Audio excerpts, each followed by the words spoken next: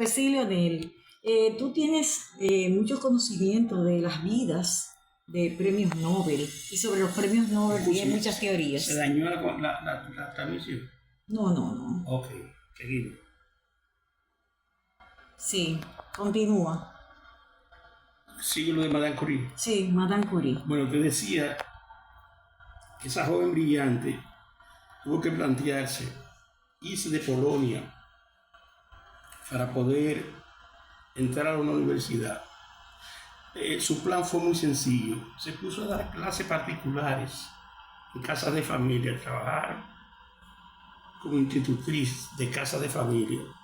Pudo juntar un dinerito, aprender por su lado francés, y cuando ya pudo tener suficiente dinero, se fue a Francia a hacer una licenciatura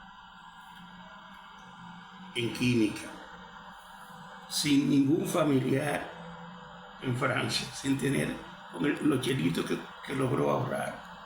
Oh, Dios. Llegó prácticamente sin nada, con lo básico. Era tanta la miseria que pasaba que le llegaron a dar mareo de hambre en la universidad, porque prácticamente no podía coger dinero de los pasajes y la cosa para la comida. Y le dieron mareo en el aula. Resumiendo, ya terminó la licenciatura en química en la Sorbona, y uno de sus profesores que vio la nota de ella, porque se graduó con honores, era profesor de física de la Sorbona, y para seguir resumiendo, se casó con ella. Pero Pierre Curie se casa con una muchacha extremadamente silenciosa, pero investigadora. Y de la cabeza de ella surgió una pregunta, la misma pregunta que se hacían los científicos griegos. Había una piedra que emitía una luz en la oscuridad. Y ella en cierta forma se pregunta, ¿y por qué esa piedra emite esa luz en la oscuridad? ¿Por qué la emite? Y ella comenzó esa investigación de por qué esa piedra de uranio emitía, y descubre en sus investigaciones que probablemente desde el núcleo de los átomos de uranio había una radiación, que esa radiación podía ser la causante de esa luz, y pudo darse cuenta de lo que es el fenómeno de la radiación. Y el esposo profesor ya la ayudó, pero él mismo reconoce que el gran esfuerzo de la investigación es de ella, de María. Slodova. Sí, exacto. María Slodova. Entonces, sorprendentemente, la Academia Sueca propone a Pierre Curie para que reciba el premio Nobel. Y Pierre Curie, indignado, le dice, pero que realmente la investigación no es mía, la investigación es de María. Es ella la que tiene el mérito. No, pero que Nobel, dice, bueno, si no se lo dan a ella, yo no recibo el Nobel. Oh, Dios. Y en esa circunstancia es que a los dos le entregan el premio Nobel. Y ella de manera inmediata cogió el dinero, nada para ella, le lleva el dinero a su familia por dormir. Pero la comunidad científica comenzó a decir que le dieron ese premio por Pierre Curie y no le reconocieron el mérito a Madame Curie. Pierre Curie tuvo un accidente de tránsito en 1906, creo. Y como consecuencia de ese accidente pierde la vida el esposo. Sí. Y ya habían tenido 2 hijas. Y la universidad, si hay una servillética, la universidad, bueno, la universidad la propone para que ella asumiera la cátedra de física nuclear, que en este caso la tenía su esposo, que impartía su esposo Pierre Curie. Él falleció en un accidente. En un accidente. Y ella se convierte en la vida de la Universidad La Sorbona de París, que ya tenía más de 200 y pico de años de fundada. Es la primera mujer que da clase en su universidad. Tan impactante fue la noticia que los estudiantes de la Sorbona salían de sus aulas a ver a esa mujer, que yo le titulo la genia del vestido negro, porque como tenía el luto del esposo, los estudiantes decían: ven a ver esta mujer, la del vestido negro, dando clase. Un científico, historiador de la ciencia, creo que el apellido, bueno, se me fue el nombre, la propuso para que formara parte de la Academia de Ciencias de París. Pese a que casi todo el mundo la apoyaba, le negaron la entrada a la Academia de Ciencias por ser mujer. Cuánta injusticia, ¿eh? Cuánta injusticia. Estoy hablando del 1911. En esa misma fecha se hizo el famoso Congreso Survey de los principales científicos del mundo entero, los más prestigiosos científicos del mundo entero, y el único rostro de mujer que había era el de Madame Curie. Detrás de ella, Max Planck, Albert Einstein. Con decir que en esa reunión habían 19 premios Nobel y la única que era mujer era ella. Y Albert Einstein se atrevió a decir que Madame Curie es la única persona que él conoce que la fama no ha desvanecido, que ha seguido siendo la misma, y que eso a él le daba admiración. Y por muchos años ese único rostro de mujer estuvo asistiendo a esa asamblea de científicos hasta el 1932, donde aparece un segundo rostro de mujer. ¿Sabe quién? Su hija. Su hija. Y que se convierte también en premio Nobel, creo que en el 37. Así mismo, qué legado. En el 37. Se lo ganó ella, su hija, se lo ganó su esposo. Luego la otra hija que no se dedicó a ciencia, hubo uno que se hizo periodista y que escribía, hizo una biografía brillante, hermosa de Madame Curie. Al esposo le dieron el premio Nobel de la Paz. Es decir, que los Curie, la familia Curie, almacenó, vamos a usar una palabra vulgar, que dirían 3, 5, 6 premios Nobel, incluyendo el de la Paz. Sí. Y en esa misma línea se me han estado olvidando los nombres. Hay otra mujer que yo escribí un trabajo, pero ahora mismo por las emotividades, que comenzó una investigación sobre cómo se puede dividir el núcleo, que es todo eso, toda esa técnica de los hornos de microondas, de la idea de la energía nuclear, también salió de esa otra mujer que fue nominada 19 veces al premio Nobel y no se lo dieron.